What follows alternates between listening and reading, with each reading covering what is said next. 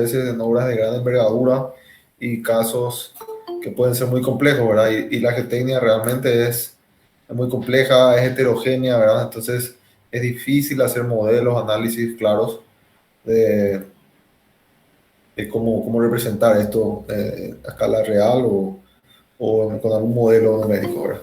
Se sigue conectando la gente, así que sigo admitiendo antes de entrar. Pues hablemos de estabilidad de taludes. ¿Qué tenemos? Inicialmente, podemos decir que los macizos de tierra, ¿verdad? O de suelo, ¿verdad? Según su origen, pueden ser agrupados en dos tipos. Pueden ser macizos de suelo naturales o artificiales. Los naturales son más heterogéneos porque están, digamos, sujetos a la formación geológica de cómo se generó eso, ¿verdad? Ya sea si es un suelo residual o es un suelo sedimentario, por ejemplo, ¿verdad? Sin embargo, los taludes artificiales, ¿verdad? Puede ser que tengan una homogeneidad más marcada, ¿verdad? Porque se utilizan siempre materiales o suelos de préstamo, los cuales son relativamente más homogéneos, ¿sí? Y eso nos sirve más para hacer el análisis de estabilidad, o sea, que las teorías a lo mejor están más vinculadas a un suelo homogéneo, ¿sí? Nuevamente acá, como les digo, ¿verdad? Los taludes naturales tienen una estructura más particular, más complicada, ¿verdad? Que solamente puede ser conocida con muchas campañas de investigación y además el comportamiento estable asociado a la geología del macizo natural, ¿verdad? Eh, la cual está ligada muchas veces a las tensiones, ¿verdad? Que surgen por la erosión, tritonismo, etcétera, etcétera. Voy a grabar la clase también, si le parece bien, antes de olvidarme.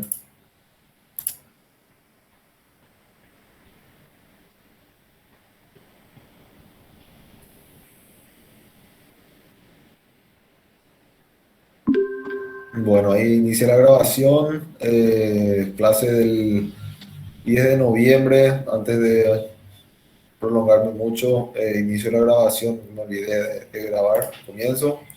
Estábamos hablando acerca de estabilidad de taludes, que es lo que vamos a estar viendo el día de hoy, ¿sí?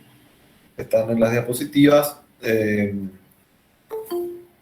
Y bueno, se sigue conectando la gente, así que acepto. Bueno, entonces tenemos muchos factores que son los que van a afectar la estabilidad de nuestro macizo de suelo, ¿verdad? Que es lo que va a afectar la estabilidad de nuestros taludes. Y estos factores pueden ser naturales o pueden ser, digamos, externos. Eh, Estos factores naturales pueden actuar también de manera aislada o de manera conjunta, así como los factores externos, ¿verdad? Y, por ejemplo, ¿qué pueden ser los factores naturales que pueden ayudar o influenciar la estabilidad de un talud, ¿verdad? Los factores geológicos de formación, digamos, de mi macizo de suelo o roca. Y también pueden ser factores ambientales relacionados al entorno, clima, topografía, vegetación, etcétera. Si tengo un talud cubierto de una vegetación muy tupida con árboles, raíces o lo que sea, esto va a ayudar a la estabilidad de mi talud porque obviamente va a generar una especie de refuerzo en mi talud. Sin embargo, si tengo un suelo totalmente descubierto en un ambiente árido, el suelo probablemente va a ser más sujeto a erosiones, ¿sí?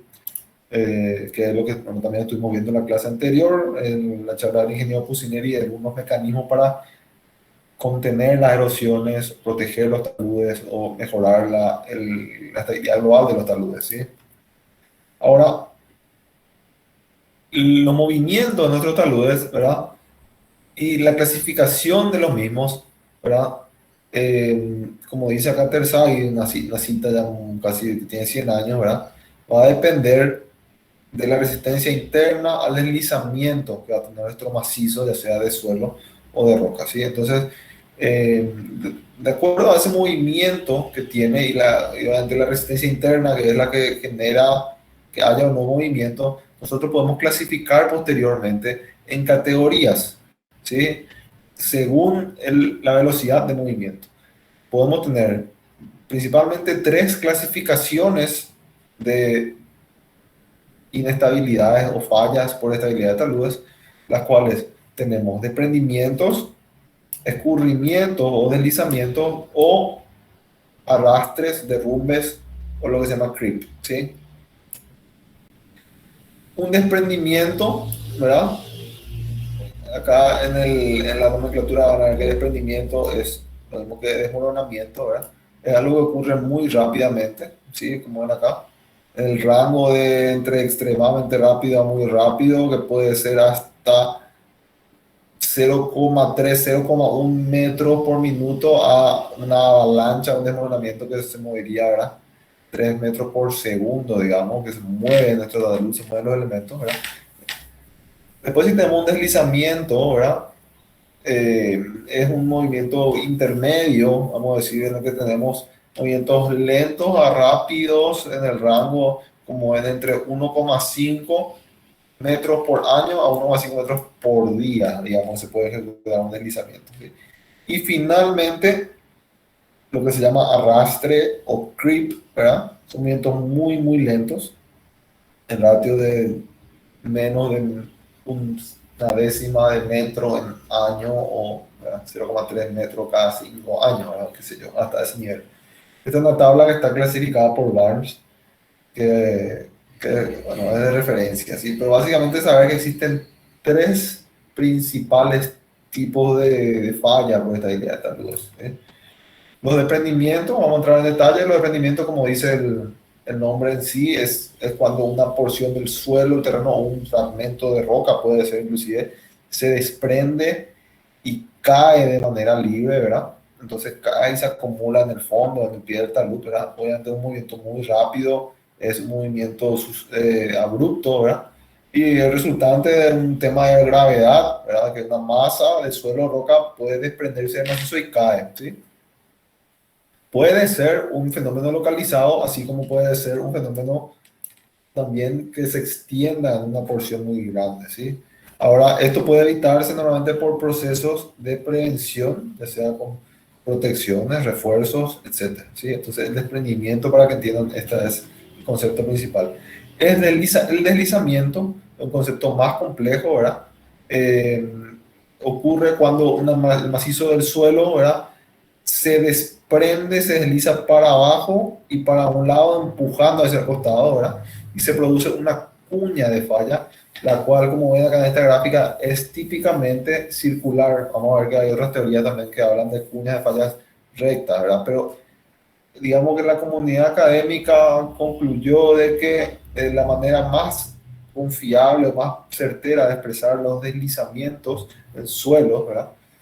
Son mediante superficies circulares. Ahora, estas superficies circulares o de deslizamiento pueden pasar o por el pie del talud o puede pasar alejado del pie del talud, ¿sí? Como ven acá. En caso que tenga por el pie del talud, es lo que se haya un descubrimiento superficial, y si se va hasta el fondo o pasa por debajo del pie del talud o alejado del pie del talud, va a ser un descubrimiento profundo, pueden haber deslizamientos descubrimientos locales también, ¿verdad? Imagínense si esto es el talud, que haya un cortecito acá arriba más, no necesariamente ni por el pie ni alejado del pie, ¿sí? Este es el tipo de falla que probablemente es más típica, más estudiada, ¿sí? Y en el cual se basan muchas de las teorías que vamos a ver posteriormente. Y finalmente tenemos el arrastre o creep, ¿verdad? Que es un deslizamiento muy lento, ¿verdad? Continuo, que ocurre de manera paralela, ¿verdad? Típicamente sobre camadas superficiales y con relación a más profundas, ¿verdad? La lógica nos dice que muchas veces esto ocurre, por ejemplo, si yo tengo un estrato rocoso, el cual va en paralelo al terreno natural, y arriba tengo un estrato de suelos, por ejemplo, un espesor no tan importante. Entonces lo que ocurre es que todo ese estrato, digamos, que se asume que es prácticamente infinito en paralelo al estrato rocoso, se va arrastrando, ¿sí? Y esto es un arrastre de un movimiento muy lento, ¿verdad? Como dice acá, según Terzavi, dice que puede ser hasta 30 centímetros cada 10 años, ¿verdad? Una cosa muy, muy lenta. Esto se puede pillar a veces por, inclusive hasta la curvatura que agarran los troncos de los árboles, ¿sí? Cuando se pueden desviar, entonces son indicios de un fenómeno de arrastre, ¿ok? Un fenómeno que ocurre y vamos a ver después que se lo analiza normalmente como un talud infinito, ¿sí? Y bueno, este es el mismo aprendimiento. ¿Cuáles son, ahora entrando un poquito en las causas de los deslizamientos, ¿sí? Típicamente, bueno, si bien las causas para todos los tipos de de fenómenos de falla pueden ser similares, ya sea en los desprendimientos como en los arrastres, pueden haber cosas puntuales, ¿verdad? Qué sé yo, en los desprendimientos ocurre muchas veces si un macizo rocoso que se desprende y se rompe, bueno, es algo que no es tan fácil de interpretar, ¿verdad? Sin embargo, las teorías clásicas mayormente se basan en las fallas de estabilidad de taludes por deslizamiento, ¿sí? Entonces vamos a ver un poquito las causas internas de las fallas por deslizamiento, en las cuales principalmente tenemos la siguiente, ¿verdad? La disminución de resistencia al corte del suelo, que es una cosa que es lo que gobierna, ¿verdad? La estabilidad de nuestro talud o la inestabilidad del talud es la resistencia al corte a lo largo de esas uñas o superficie de falla, ¿verdad? Entonces, si es que se disminuye esa resistencia al corte por A razón que vamos a ver, puede haber un deslizamiento. Y la otra razón también que puede influenciar puede ser el aumento del peso en el talud, ¿verdad? ¿Qué pasa si ahí se agregan cargas? ¿Sí? Se agregan cargas en superficie que pueden ser que eso genere desestabilidad.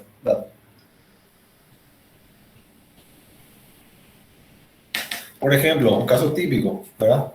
Estaciones lluviosas, donde se superponen realmente estos factores, ¿verdad? ¿Qué pasa? Llueve mucho, el talud se satura, al saturarse el suelo, aumenta el peso específico y también el exceso de humedad que hay hace que disminuya la resistencia al corte, ¿verdad? Entonces tenemos un fenómeno que ocurre en las dos cosas, disminuye la resistencia al corte y aumenta el peso del talud, ¿verdad? Entonces esta es una situación ideal para que ocurra una falla por deslizamiento, ¿verdad? Justamente eso explica que la mayoría de las fallas de taludes se dan en periodos de muchas lluvias, ¿sí? Puede ser también de que hayan excavaciones al pie del talud, ¿verdad? Entonces, ¿qué pasa? Si hago una excavación al pie del talud, yo estoy sacando una masa de suelo que está ayudando a que eso esté estable. Entonces yo le estoy como que liberando el fondo de mi talud, entonces eso ayuda a que eso se hunda, ¿verdad? O se deslice.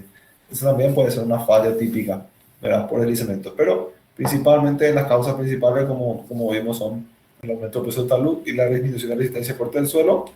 Se pueden dar por varios motivos, pero en la mayoría de los casos se da por las lluvias. Hay unas gráficas en las que se habla de casos típicos de tipo de movimiento, de tanto de suelo y rocas, de fallas de taludes.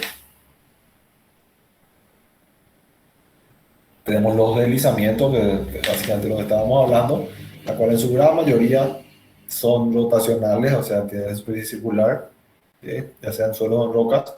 Pueden haber algunos deslizamientos translacionales, ¿verdad? Esto se da principalmente en rocas, ¿sí? Después podemos tener flujos, ¿verdad? Que pueden ser tanto en suelo como en rocas, o ¿verdad? Que se generan derrubios, ¿verdad? Acá estamos hablando acerca de los desprendimientos y vuelcos, que es lo que estuvimos viendo dentro de la categoría de desprendimientos, principalmente, ¿verdad? Este es el fenómeno, ¿verdad? Que en inglés se llama toppling. Normalmente esto que es como que un efecto dominó que se va cayendo, se vuelca en pedazos de rocas que no son macizos de roca que están digregados, ¿verdad? Esto puede ocurrir también en el suelo, si es que le excavamos por debajo, ¿verdad? Después tenemos las avalanchas, obviamente, ¿verdad? Que son también dentro de la categoría de desprendimientos, ¿verdad? Y podemos también tener los desplazamientos laterales, que son lo que se hablan en términos de arrastres, ¿sí? Entonces son una distinta categorización de movimientos, pero siempre teniendo en cuenta los tres fundamentos, los tres conceptos principales que pueden ser, ¿verdad? Los desprendimientos, deslizamientos o arrastres. Entonces, como yo sé si qué tal estamos, ¿verdad? Mi talud, ¿cómo sé si no, esto no va a fallar? ¿Verdad? ¿Cómo sé si esto se va a mantener todavía estable? Depende de nuestra relación de factores de seguridad, ¿verdad? En la estabilidad de taludes, ¿verdad? El factor de seguridad principalmente es la relación que existe entre el valor de la resistencia al corte, ¿verdad? Disponible dentro del macizo, ya sea del suelo o de la roca, ¿verdad? Y la resistencia al corte que se moviliza para garantizar el equilibrio de esfuerzo deslizante, ¿verdad? Bajo cargas, ¿verdad? Bajo esfuerzos actuantes, ¿verdad? Entonces, básicamente va a ser la sumatoria de las fuerzas resistentes sobre la sumatoria de las fuerzas actuantes, como van a ver, ¿sí? Como dice acá, entre otros, el factor de seguridad es tomado como la razón entre los momentos debidos a las fuerzas y tratan de mantener la resistencia y los momentos que tienden a desestabilizar el talud, ¿verdad? Tanto fuerza, o sea, factor de seguridad se puede ver desde el punto de vista de sumatoria de fuerzas o sumatoria de momentos, es lo mismo, ¿verdad? Ahora, un factor de seguridad superior a uno, ¿verdad?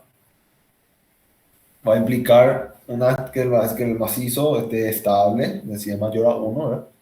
Significa que tanto mis resultantes de fuerzas al corte o mis resultantes de momentos actuantes, ¿verdad? Van a ser menores que los momentos resistentes o las fuerzas resistentes, ¿sí? Contrapartida, cuando yo tengo un factor de seguridad ya menor a uno, significa que ya estoy en la falla, significa que los esfuerzos que están siendo aplicados sobre mi talud son mayores que los esfuerzos que mi talud puede ser capaz de resistir, ¿verdad? Y como dice acá, existen una serie de factores que hacen a la estabilidad del talud, que implica que ese factor de seguridad pueda variar a lo largo del tiempo, ¿verdad? El talud puede tener un factor de seguridad X hoy en día, el día de mañana llueve y va a bajar el factor de seguridad de mi talud, ¿verdad? Eso es normal, ¿verdad? Puede haber erosión, puede haber lo que sea, ¿verdad? Entonces hay unos ciertos rangos, unos ciertos márgenes que hay que siempre tener.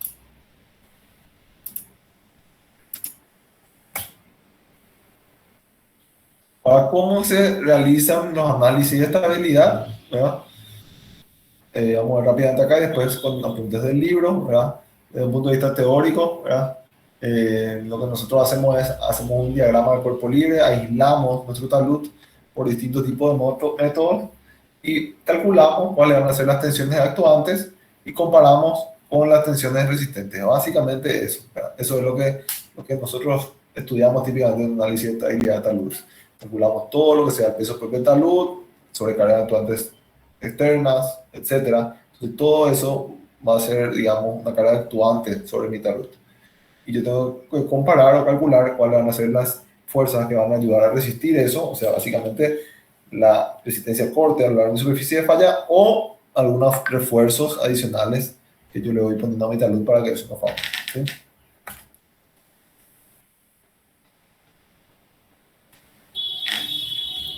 A partir de acá tenemos dos o tres, digamos, enfoque o manera de encarar esto.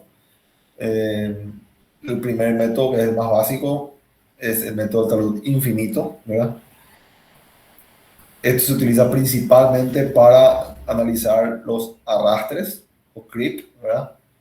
¿Por qué? Porque eh, básicamente asumimos de que hay un talud infinito con dimensiones geométricas entre el largo del talud y el ancho del talud, que es muy grande, ¿verdad?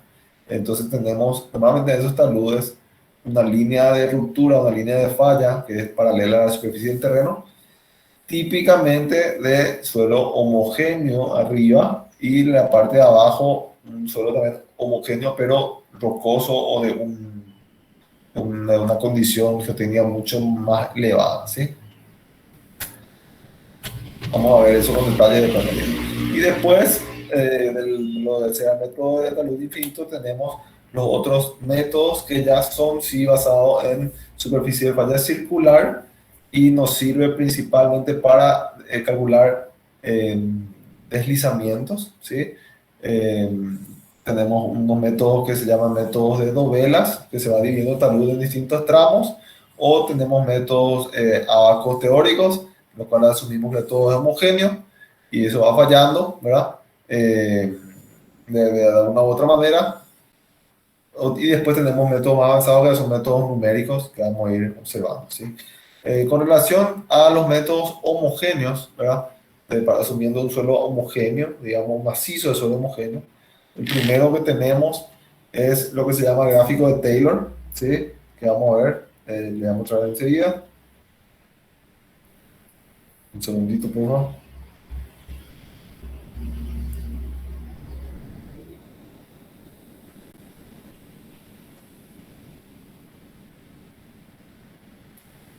Bueno, entonces el gráfico de Taylor es un gráfico que salió para un talud que sea finito, pero en estrato homogéneo, ¿verdad? Tras análisis de muchas iteraciones numéricas, ¿verdad? Entonces se consiguió, digamos, un ábaco en el cual yo, teniendo una propiedad del suelo, conociendo una de las propiedades del suelo, puedo determinar cuál va a ser la estabilidad de un cierto talud, ¿verdad? Para siempre una condición homogénea, ¿sí? Como dice acá, ¿verdad? Tenemos un talud homogéneo y sin presencia de filtración de agua, con superficie de ruptura cilíndrica, y donde la ley de Mortón de resistencia al corte del suelo va a ser representada por nuestra ecuación característica de resistencia al corte, ¿sí? Entonces tenemos abacos para suelos puramente cohesivos y también tenemos para suelos que decimos que son puramente granulares, ¿sí?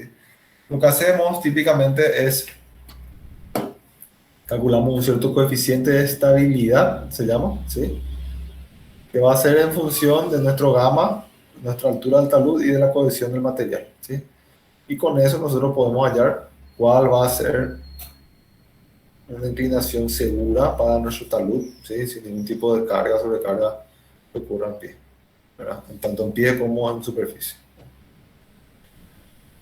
Y estos son abacos para suelos puramente cohesivos y también tenemos abacos para suelos, digamos, que son puramente granulares, ¿sí?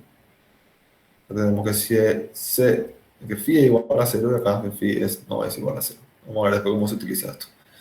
Y después de ella tenemos los métodos de Bishop, Felenius, Jambu, Morgenstern, que vamos a ver, que están basados en dovelas, ¿sí? Lo que son las dovelas son elementos en los cuales nosotros dividimos todo nuestro talud en pedazos rectangulares de suelo y hacemos básicamente un análisis de diagrama de cuerpo libre en cada uno de nuestras dovelas o nuestro elemento rectangular, el cual tenemos que sumar cuál va a ser la sumatoria de resistencia, de fuerzas que nos ayudan a que eso no se deslice versus la sumatoria de fuerzas que son a favor del deslizamiento, ¿verdad? Y en base a eso sacamos un factor de seguridad de cada una de las novelas y después sacamos un factor de seguridad global para todo el conjunto, ¿sí? Y vamos a ver también un ejemplo de cómo utilizar esto. El método inicial, el más fácil, digamos, el de Bishop simplificado.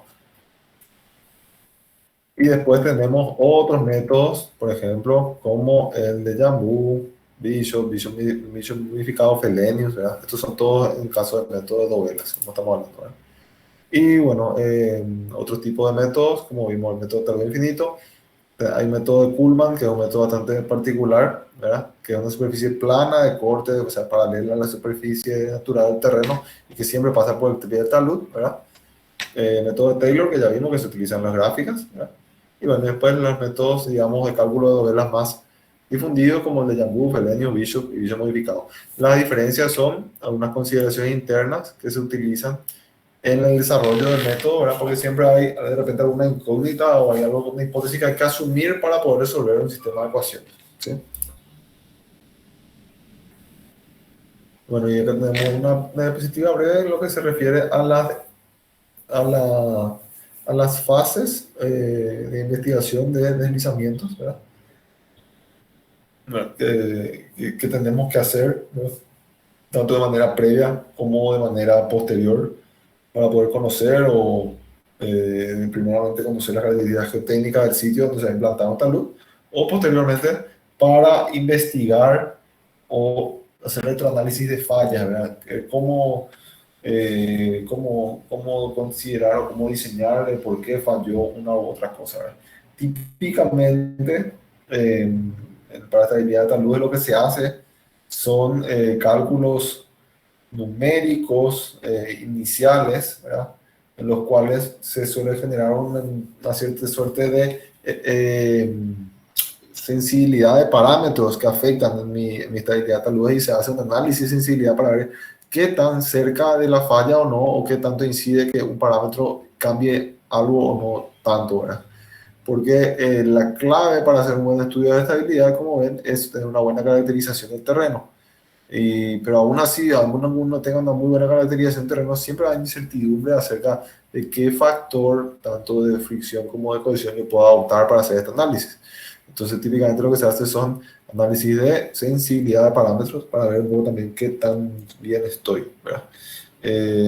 Y bueno, si ya tenemos un deslizamiento, ¿verdad? En alguna condición o una falla que se observa, de esa manera podemos nosotros hacer retroanálisis realmente y decimos, bueno, nosotros ya sabemos que la luz falló con una altura de 6 metros y un ángulo de 50 grados, Entonces yo puedo empezar a modelar eso y inducir a una falla para saber con qué parámetros del suelo eso falla. Entonces ahí yo tengo una manera bastante representativa, saber cuáles son los parámetros reales en mi suelo que fue el que falló. ¿Sí? Ok. Entonces hasta ahí vamos la primera parte, digamos, eh, de la teoría. No sé si alguien tiene alguna consulta.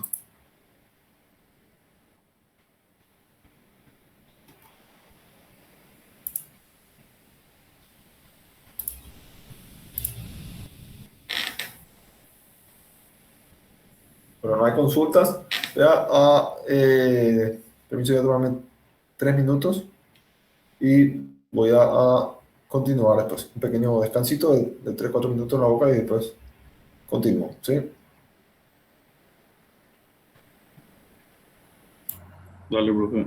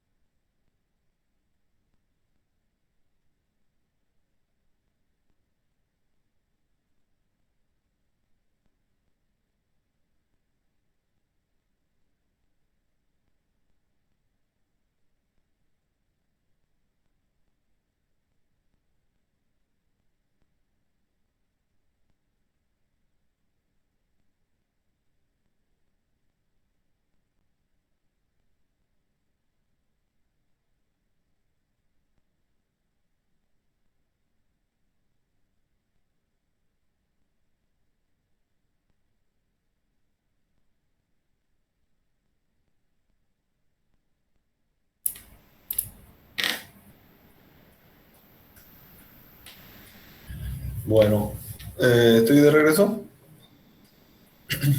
Entonces, bueno, con esto tenemos ya un pantallazo de lo que es la teoría de la estabilidad de taludes.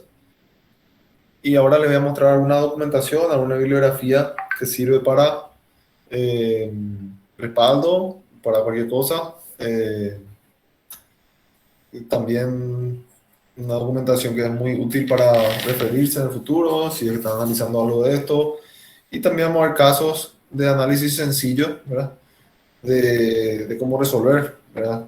Casos de estabilidad de taludes, ¿sí?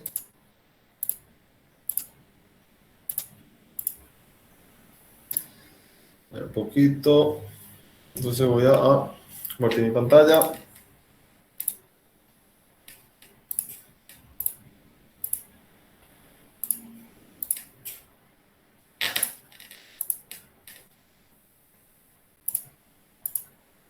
Bueno, ahí están viendo. En primer lugar, les quiero mostrar un libro que es muy interesante.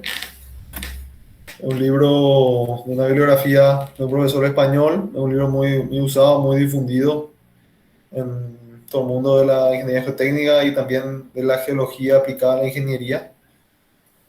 Es el libro Ingeniería Geológica, ¿verdad? Tiene varios autores, entre ellos el principal es el profesor Luis González de Vallejo, ¿verdad? Y bueno, después está Mercedes Ferrer y el profesor Ortuño y Oteo, ¿verdad?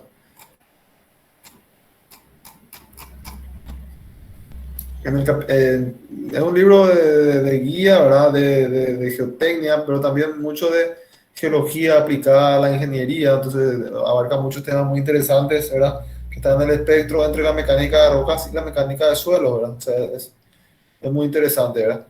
En el capítulo 9 habla muy bien acerca de todo lo que tenga que ver con estabilidad de taludes. Van a verlo acá. Entonces, en el capítulo 9 tenemos todo lo relacionado a los taludes, a la estabilidad de taludes, como ven acá, a ver un poquito cuáles son las investigaciones que se deben hacer in situ, cuáles son los factores que influyen en la estabilidad, cuáles son tipos de rotura típicos, ¿verdad? Y bueno, cómo se realizan los análisis y las medidas paliativas, así como la instrumentación y control, ¿sí? Entonces, para que tengan una idea acá, ¿verdad? Bueno, habla mucho también de la diferencia entre taludes permanentes o taludes temporales, ¿verdad? Obviamente que los factores de seguridad tienen que ser a lo mejor un poco mayores en los taludes que van a ser permanentes, ¿verdad? Eh, Puede haber diferencia entre taludes uniformes, taludes con bermas, esto ya habíamos visto también un poco en la parte de excavación y activamientos, ¿verdad? Eh, Muchas fotos de minas, ¿verdad? El tema de la estabilidad de taludes y toda la disciplina de estabilidad de taludes tiene, a ver, un papel muy preponderante mucho en la minería, ¿sí? Eh, ¿Y por qué es esto, verdad? Porque fíjense, si yo tengo una excavación para un talud, en una mina, o sea, una excavación para una mina en la cual yo estoy explotando, ¿verdad? Tal mineral o un material que tiene que explotarse, eh, entre que yo pueda tener un talud más próximo a 90 grados, o sea, con un factor de seguridad menor, o si hago un talud más tendido, yo tengo mucho volumen adicional de material que puedo explotar. O sea, imagínense, si esto es un talud casi en 90 grados, significa que yo puedo explotar muchísimo del material que hay. Sin embargo, si yo tengo que hacer un talud muy tendido, ¿verdad? Hay mucho material que yo tengo que eliminar, ¿verdad? Sin que se va a perder básicamente, ¿verdad? En mi explotación. Yo tengo que sacar para poder llegar a un cierto nivel de, porque normalmente típicamente yo tengo algunos niveles o profundidades en los cuales yo encuentro el material que tengo que explotar. Entonces, si yo tengo que abrir esto muy grande, muy tendido, tengo mucha superficie que abarco y también tengo material que por ahí, no sé, que no puedo explotar por algún motivo y tengo que sacar en mi corte, ¿verdad? Entonces, cuanto más próximo al vertical es mi talud, va a ser mucho mejor, ¿verdad? para la operación de mi mina. Entonces, en estas minas normalmente se están hablando de trabajo de muy elevado, de millones de dólares inclusive, ¿verdad? Y eh, cualquier cambio en la estabilidad de taludes puede repercutir muchísimo en los costos de explotación, ¿sí? Entonces se trabaja con taludes muy próximos a la falla, ¿verdad? Eh, inclusive, como les dije, muy próximos al 1.1 son considerables aceptables, ¿verdad? Sin embargo, en otros casos, hay casos en los que los taludes pueden ir hasta 1.5 fácilmente, ¿verdad? Como aceptables, ¿verdad? ¿Cuál es la condición? Acá tenemos unas minas, ¿verdad? Como les dije, en Huelva, esto es en España. Acá tenemos otros taludes. Después el libro habla mucho acerca de las investigaciones, cómo hacer las investigaciones in situ, ¿verdad? Muy interesante. Los factores que influyen en la estabilidad, que estuvimos viendo la mayoría de estos también, principalmente, ¿verdad? Se dividen en los factores hidrogeológicos, que son la presencia de agua, ¿verdad? ¿Qué ocurre, verdad? ¿Sí? Factores condicionantes, ¿verdad? Estratigrafía y litología, estructura geológica, condiciones hidrogeológicas, comportamiento hidrogeológico de los materiales, propiedades deformacionales de los materiales. ¿Y cuáles son las cosas que desencadenan nuestra inestabilidad? Sobrecargas estáticas, cargas dinámicas, también las condiciones hidrológicas, o sea, el freático, ¿verdad? Factores climáticos, lluvia, tormenta, pueden haber factores de variación en geometría también, así como reducción de parámetros resistentes por algún motivo, principalmente por la presencia de agua, ¿sí? Acá tenemos más, ¿verdad? Fotos, tenemos ejemplos de qué pasa con el freático, ¿sí? Una cuña, ¿sí? Plana, de falla, que vamos a ver, ¿verdad? Los tipos de rotura que ya estuvimos viendo, ¿sí? Roturas planas, circulares, bien, ¿verdad? Con ejemplos, ¿verdad? La rotura en cuña, como ven acá, ¿sí? Una rotura típica que se presenta en rocas, pero vamos a ver que hay unas teorías básicas de suelos, las cuales presentan roturas en cuña, ¿sí? Estas son proyecciones estereográficas, que son cosas que utilizan los geólogos para justamente representar gráficamente una posible cuña que puede fallar en un talud, ¿sí? Acá tenemos casos de vuelcos, pandeos, etcétera, etcétera. Después, ¿cómo hacer los análisis, ¿verdad? De cálculo de estabilidad, ¿verdad? La gran mayoría, como vimos, ¿verdad?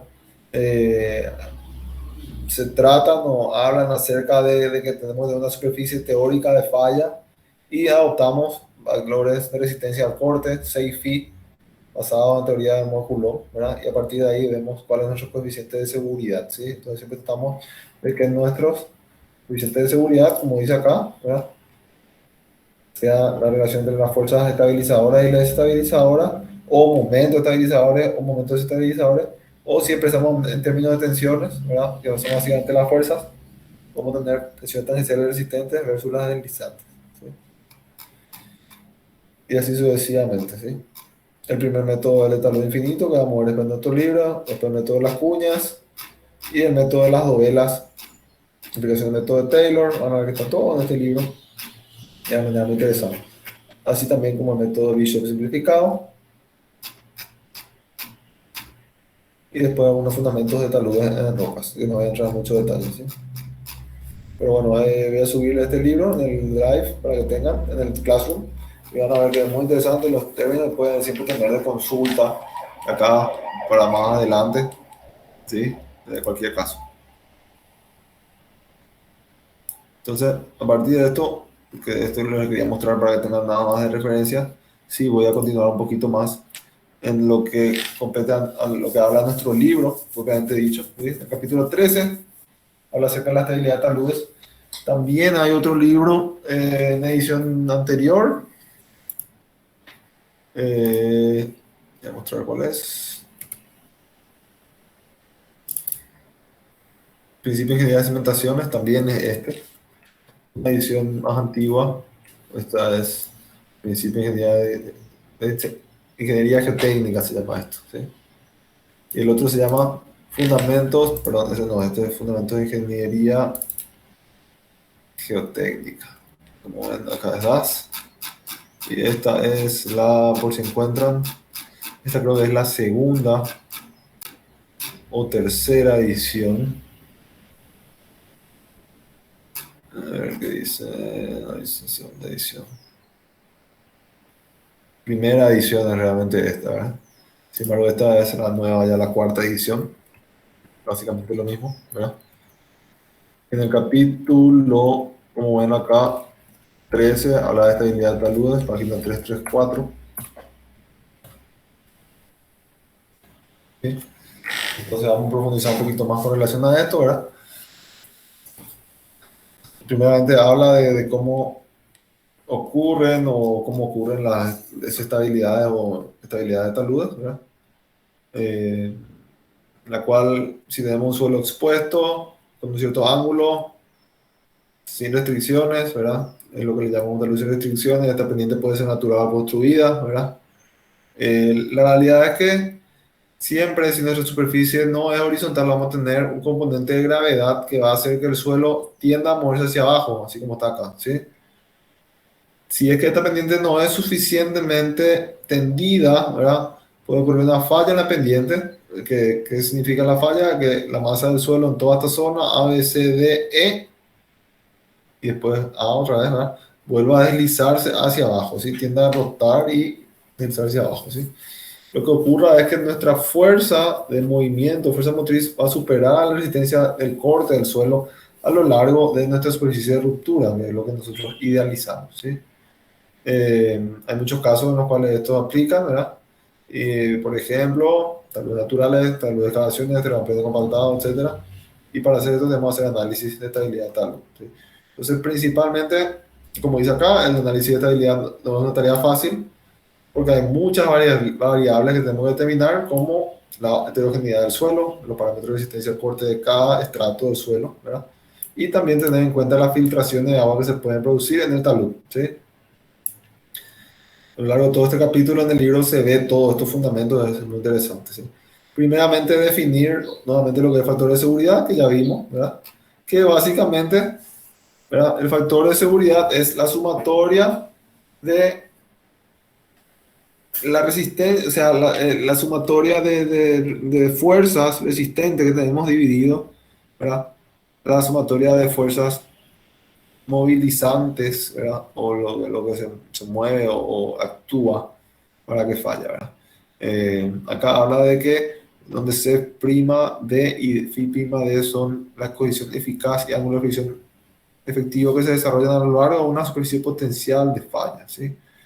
Básicamente. Entonces, después habla de tener, discretizar factores de seguridad con relación a la cohesión y la fricción, que son conceptos, ¿verdad? Que no sé, estaría tan bien, pero lo importante es saber que nuestro factor de seguridad global, ¿verdad? Si es que es igual a uno, estamos con un fallo de talud prácticamente de manera inminente, más a uno estamos seguros y en general un valor de 1.5 es aceptable para el diseño de un valor estable, ¿sí? El primer caso de taludes es el caso de los taludes infinitos, como vimos, ¿sí? ¿Qué ocurre en un talud infinito? Típicamente esto es, tenemos un estrato, digamos, mucho más rígido por debajo y un estrato suelto arriba, ¿sí? Y también tenemos que una altura H, que es la camada del suelo que está superficial, es mucho mayor, ¿verdad? Que el largo total de nuestro, o sea, nuestro talud. O sea, nuestro largo total es mucho mayor que esta camadita H, ¿sí? Eh, entonces, típicamente, como ven acá, lo que se hace es se aísla un corte representativo de la sección. Esto continúa infinitamente hacia ambos lados, ¿verdad? Y hacemos digamos, un análisis de un diagrama de cuerpo libre para ver cuáles van a ser las fuerzas actuantes versus las fuerzas que van a estar, digamos que, atajando, ¿verdad? O fuerzas resistentes en mi talud, ¿sí?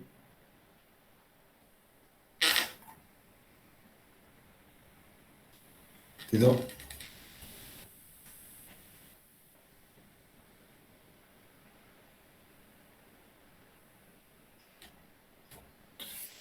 Entonces, hay una derivación matemática, ¿sí? En la cual, básicamente, un problema de estática se reduce finalmente a una expresión que funciona a la cohesión y a la pendiente que tenemos en nuestro talud, ¿verdad? El peso específico, ¿verdad? Y el ángulo phi, y podemos tener condiciones de secos o con filtraciones, ¿sí? Cuando tenemos filtraciones, nuestro peso específico se convierte en peso específico saturados, ¿sí? Tenemos un ejemplo clarito, es sencillo, ¿verdad? Ahora van a ver con esto a qué me refiero, ¿verdad? Tenemos una cierta estratigrafía, en la cual tenemos un estrato de roca que es prácticamente indeformable, consideramos, ¿verdad? Y arriba tenemos un espesor de suelo, una camada de suelo, en este caso es de 8 metros, una pendiente de 20 grados, ¿sí? Entonces, para un talud infinito, encontremos el factor de seguridad contra el deslizamiento, ¿verdad? A lo largo de toda la superficie en la interfaz que se va a deslizar, que es la interfaz suelo-roca, ¿verdad? Entonces, ¿qué hacemos? Primeramente, bueno, tenemos que hallar en este caso me da una densidad del suelo, entonces tengo que hallar mi peso específico, capaz que en el ejercicio ya me da peso específico, entonces tengo un peso específico de 18,6 kilómetros cúbicos. A partir de acá ya me voy directamente y aplico estos conceptos en nuestra fórmula, que fue una derivación de un problema estático, ¿verdad? De un diagrama de cuerpo libre, en la cual tenemos que mi factor de seguridad va a ser igual a esta expresión en función a la cohesión, al ángulo de fricción phi, al peso específico, al h y al beta, que es la inclinación. Entonces yo meto mi cohesión de 18, que está dado, mi ángulo de fricción de 25, ¿verdad? Mi peso específico de 18,64, mi altura de 8 metros y mi pendiente de 20 grados, ¿sí? Veo que el factor de seguridad del deslizamiento de mi conjunto, de mi macizo, es de 1,65. O sea que estoy bien, vamos así, ¿sí? Así sucesivamente puedo yo decir, bueno, ¿qué pasa si es que las propiedades del suelo realmente no son estas, son menores? Bueno, obviamente mi factor de seguridad va a ser menor. Si mi talud, capaz que sea, mi pendiente sea, que yo estoy queriendo colocar, sea mayor, o sea, en vez de que sea 20 grados, pase a 25 grados. Capaz que también, o sea, obviamente va a ser menor mi factor de seguridad, capaz que ya inclusive tenga la falla, ¿verdad?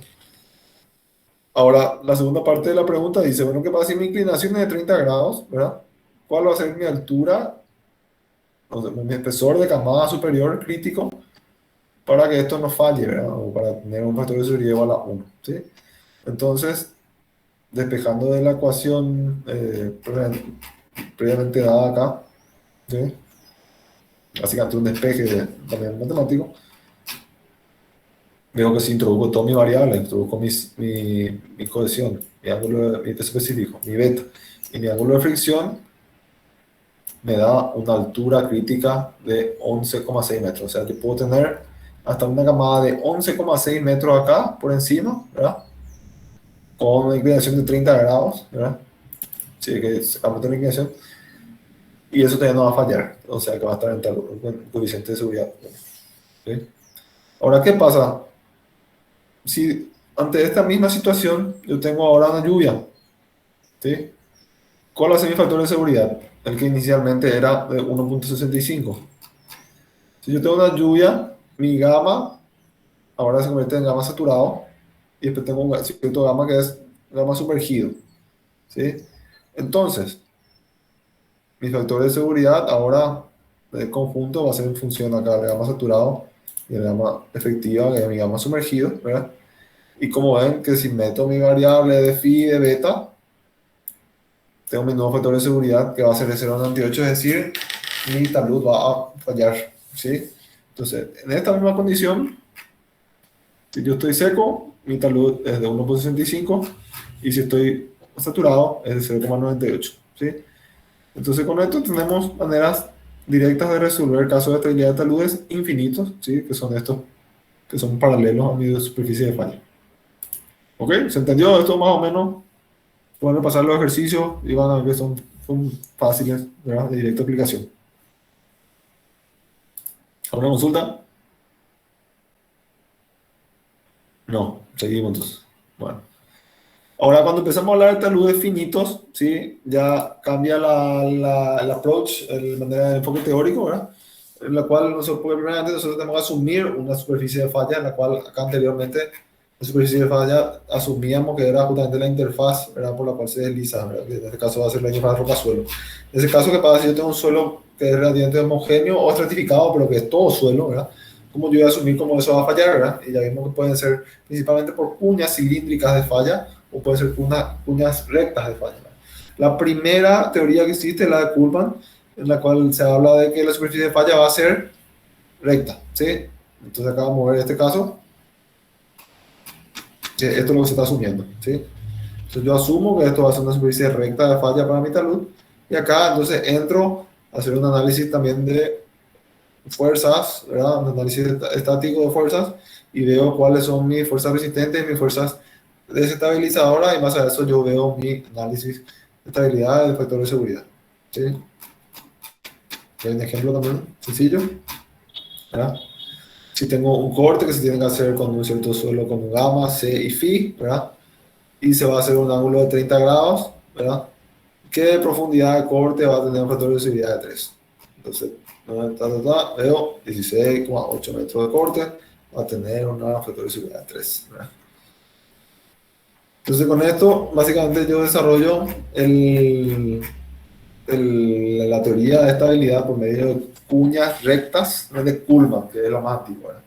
Posteriormente, con el tiempo, esto se vio que no era lo que reflejaba la realidad, principalmente en el tema de suelos, y se avanzó al desarrollo de las teorías de superficie cilíndrica de falla, ¿sí?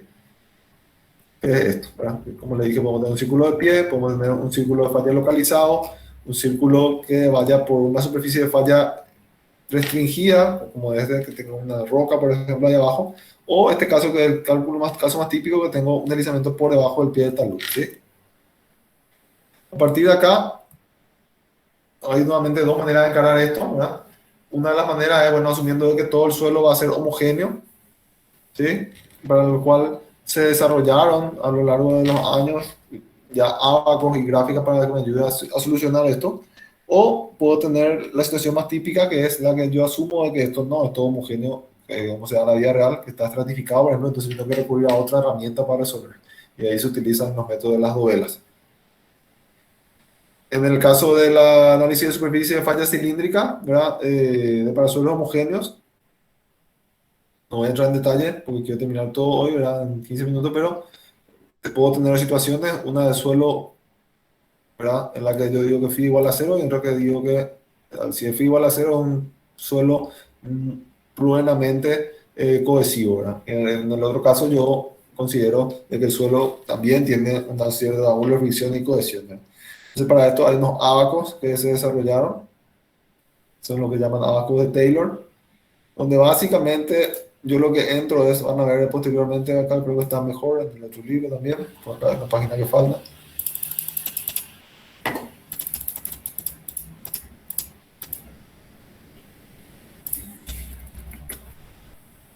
A ver acá.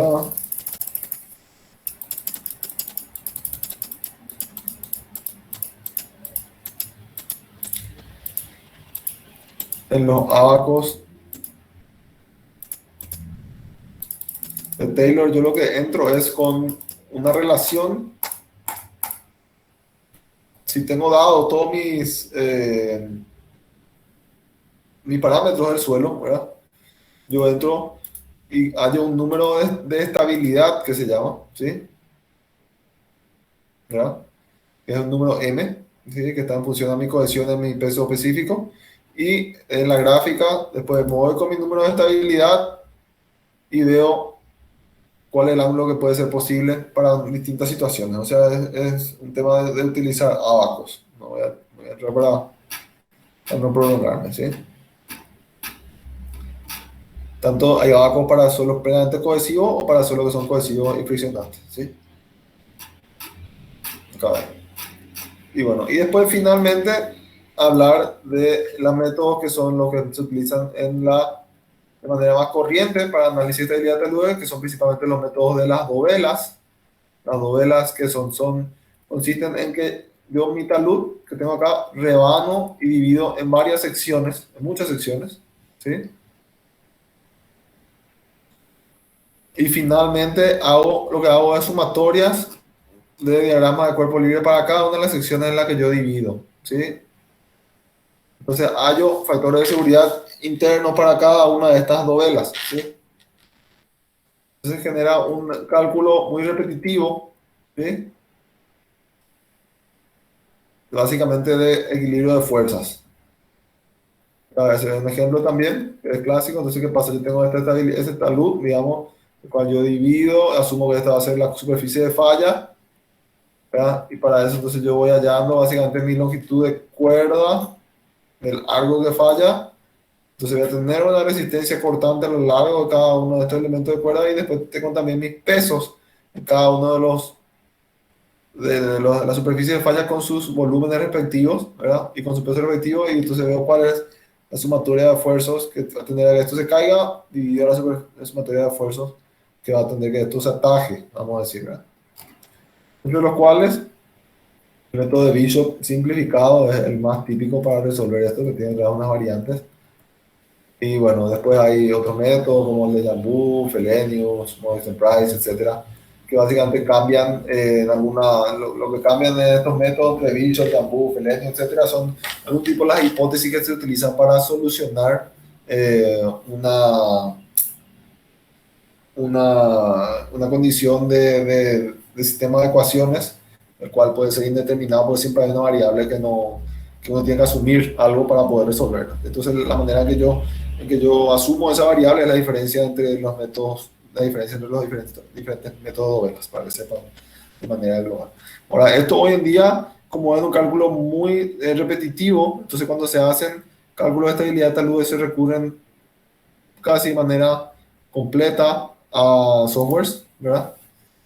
Se recurren siempre para programas, entre los cuales voy a mostrarles los dos principales, que son el GeoStudio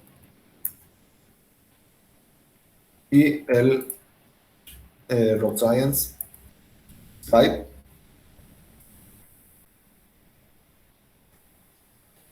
Voy a dejar proyectar esto. Voy a ver la proyección de toda mi ventana. Entonces, en el GeoStudio es una suite de software, ¿verdad? Que sirve para soluciones geotécnicas principalmente.